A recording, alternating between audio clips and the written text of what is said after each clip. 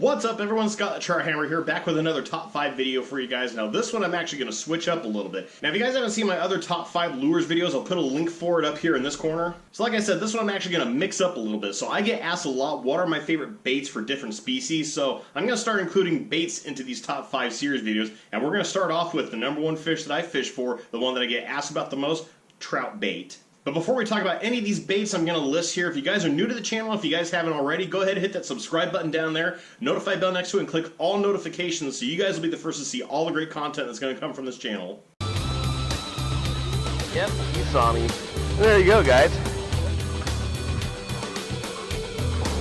That's a fish. There you go, guys. That's unreal! Oh, this is such an awesome looking fish. Oh, yeah! Alright, guys, check that out.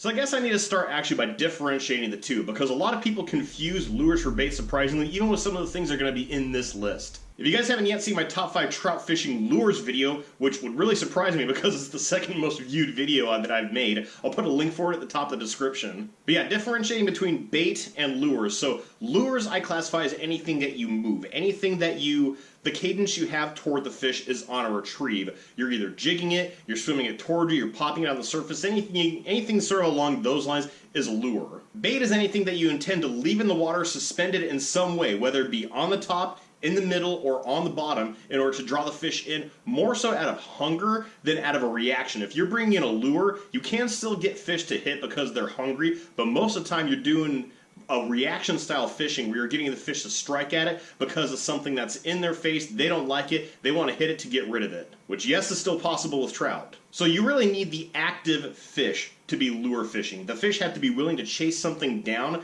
for prey, and that's when you're going to fish with the lures. So this is why I always recommend people start bait fishing for trout, because trout are a lot more often going to feed out of hunger from stuff off the bottom, in the middle, off the top. And yes, you can fish a Carolina rig for trout. Anyone that says that you can't fish Carolina rig for trout, anyone who says that trout don't feed off the bottom, just haven't caught a trout off the bottom yet. You don't always have to worm and bobber it. So I'm hoping that the things in this list are going to make you a more effective trout fisherman on the bait side of things, along with the accompanying video for this video with the trout fishing lures. But let's get into my top 5 trout fishing bait. So my number 5 trout fishing bait really shouldn't be a surprise. It's something that every fisherman has used before.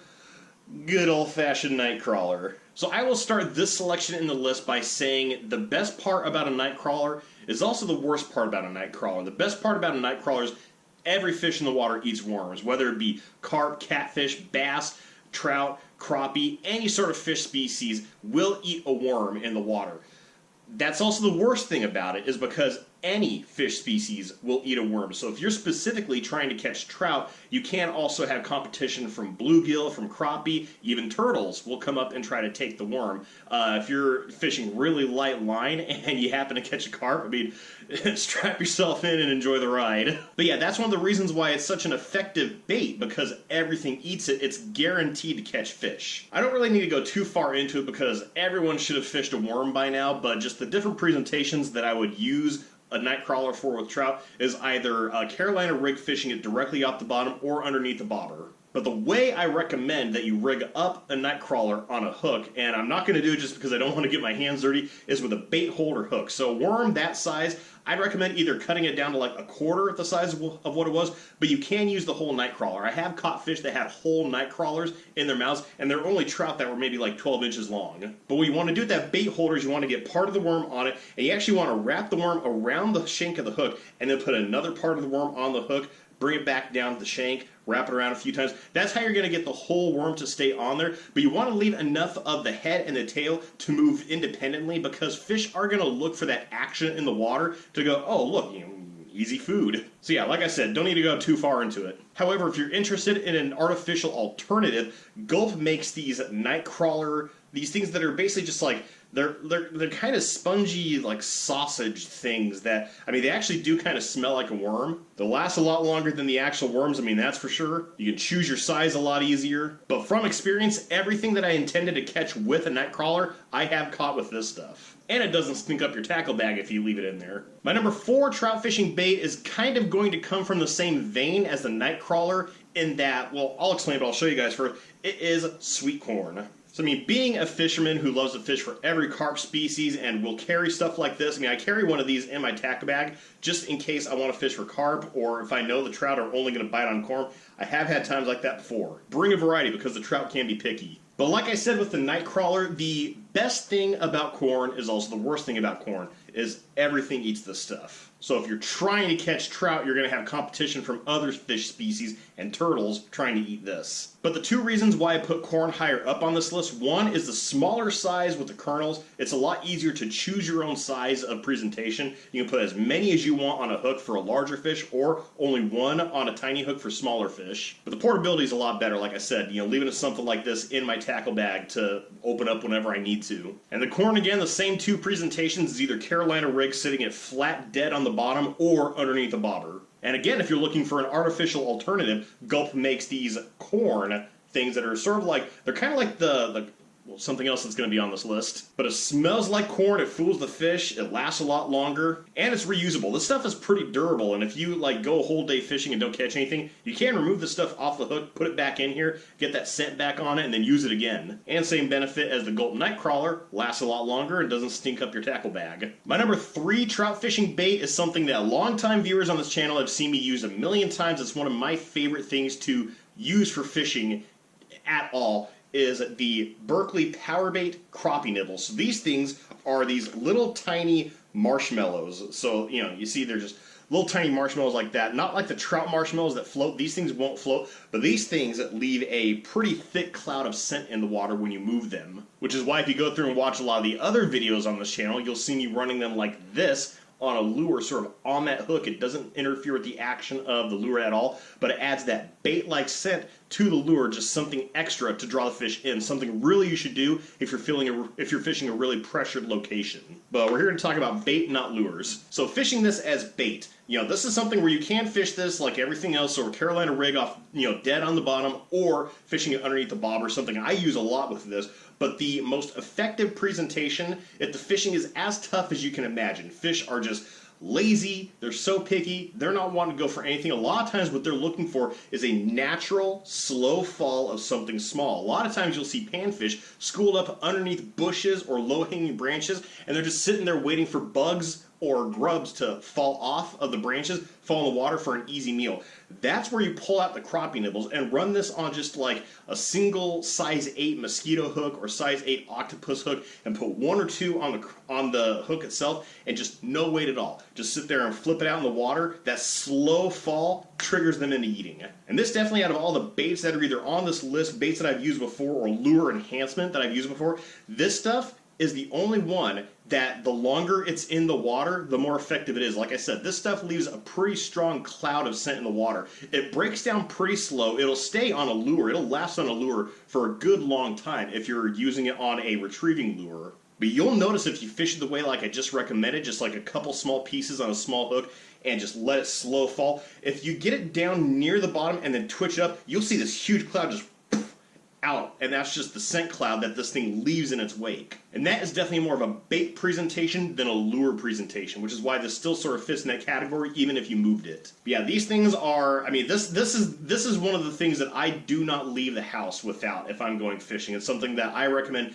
every fisherman have. It definitely catches every fish species, but it definitely works a lot better for the smaller fish species, the panfish and the trout. And trout are a lot more, even though they're crappie nibbles, trout are a lot more inclined to bite something like this than, say, a whole Nightcrawler or a piece of corn. And just like with other power bait, it's made by the same company. They come in a variety of colors. The only two that I really ever bring with me are white and chartreuse. Really, the only two you need to have with this stuff. But yeah, get you a jar of the crappie nibbles and watch your fish count go up. My number 2 trout fishing bait is sort of coming from the same vein as the crappie nibbles, just something, sort of like the same presentation style, only a lot more effective, is the Potski's Balls of Fire, specifically the green label. These things are seriously like crack for wild trout. I mean, even just that smell, oh yeah. Something I'm 9 years old fishing high up on Quartzville Creek again. So yeah, this you can fish the same way as the crappie nibbles, just like a couple small pieces on a hook and just letting it slow fall. But you can also fish these off the bottom a lot more effectively because that's where trout are going to be looking for eggs anyways, just sitting there on the bottom. But the reason why this isn't number one is because for me personally, I found this is a lot more effective for wild trout than with stock trout. I fished a lot for stock trout and haven't caught very many, if any, on this. The other thing, well, the number one on this is definitely the number one for stock trout, which has also been effective for wild trout. But for wild trout in particular, that's where I turn to this stuff. I put so much confidence in the Potskis Fireballs that if I go fishing for wild trout and I forget the stuff, I just turn around and go home. No, I'm kidding.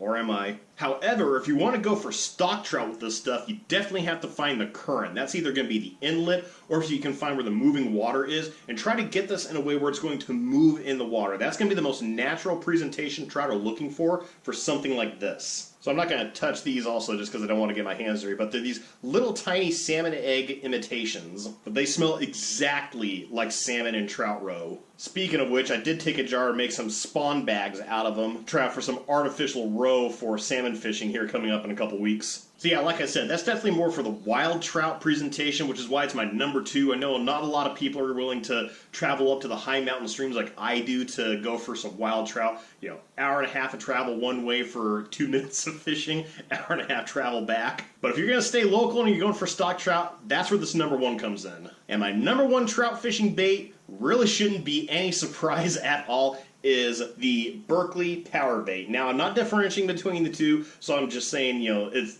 the same thing, number one spot for either the power bait eggs or the power bait dough. So these things are basically, they come in the string of balls, and they're basically this foam that's impregnated with the power bait scent, which, I mean, if you've ever used them, you're familiar with the scent. However, this stuff is designed to float, so this is the stuff, and the same with the power bait dough, you're going to want to run on a Carolina rig off the bottom, and it's going to float up and suspend in the middle of the water column.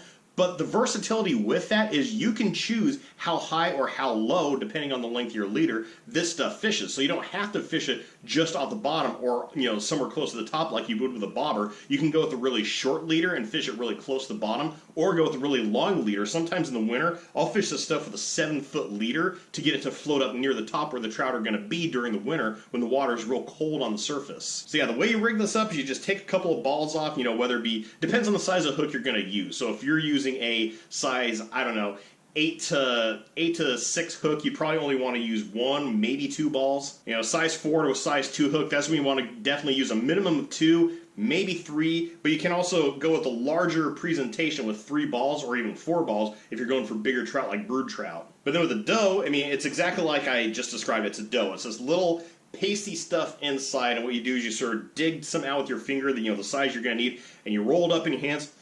Oh, that smell. This one's garlic. I'm hungry.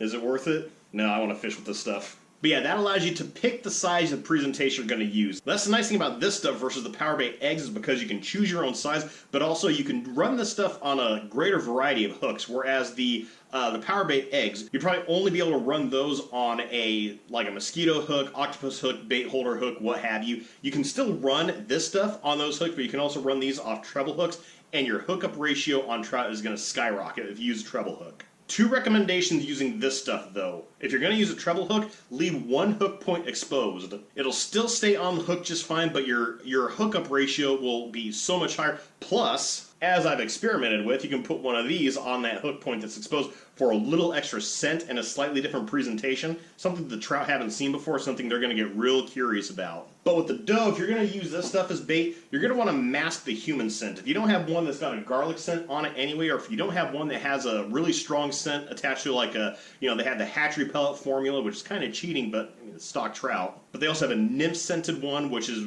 really one of my favorite ones, especially since it's a darker color. But anyway, what you're going to want to do, because you're going to be working the bait with your hands and grinding it in to roll it into a ball, you want to mask as much of the human scent as you can. So what you're going to want to do is you're going to want to find some wet green grass, some living grass, not dead grass, like the most deep green grass you can find. Rip out a clump of it and grind that into your hands first. You know, get your hands nice and green. If your hands smell like grass, you've done it right. And if your hands look like the Hulk. And these things come in a huge variety of colors. I mean, the number of colors they have with this stuff is colors I didn't know existed, like Captain America. I didn't know Captain America was a color. But the 2 I absolutely stick with the most are the chartreuse or the bubblegum. The idea is to pick the color based on the conditions you're fishing in. Now, this kind of goes across the board. If you're fishing dirty water, stained water, you want to fish the darker colors or the like super bright colors like white and chartreuse. If you're fishing clearer water, that's when you can go to the duller, more natural colors like brown, dark green, orange, something like that. But if you want to know the secret, chartreuse works everywhere, every time. So those are my top 5 trout fishing baits. It's a question I get asked quite a bit. I want to know what you guys thought down in the comments below. Let me know your top 5 trout fishing baits. Let me know if there's anything I missed. So click that like button if this video helped you guys. If you haven't already, go ahead and hit that subscribe button down there, notify bell next to it, and click all notifications so you guys won't miss a video. Other than that, thank you guys so much for watching, and as always, tips up, tight lines, and have fun fishing.